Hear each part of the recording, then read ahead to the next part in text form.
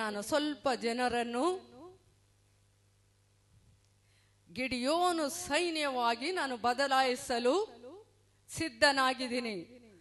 ಸ್ವಾಮಿಯಲ್, ಕೀರ್ತಿ, ನಿಖಿಲ್, ಇನ್ನು ಪ್ರಾಯದ ಮಕ್ಕಳು, ನಿಮಗೆ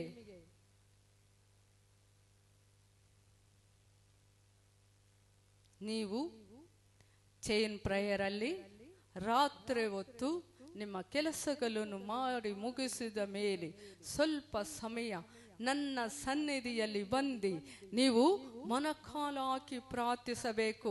ಈ ಗಿದಿಯೋನು ಸೈನ್ಯದಲ್ಲಿ ಯಾರ್ಯಾರು ಸೇರಲು ಸಿದ್ಧವಾಗಿದ್ದೀರೋ ಆ ಗಂಡು ಮಕ್ಕಳು ಸೇರಬಹುದು.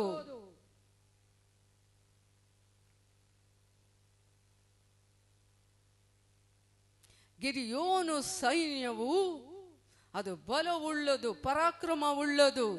ನನಗಾಗಿ ಯುದ್ಧ ಮಾಡಲು ಮುಂದೆ ಹೋಗಿ ನಿಲ್ಲುವಾಗ ಅವರ ಮುಂದೆ ನಿಂತು ನಾನು ಹೇಗೆ ಗಿದಿಯೋನು ಮುಂದೆ ಎಲ್ಲ ಸೈನ್ಯಗಳು ನೆಲಸಮ ಮಾಡಿದನು.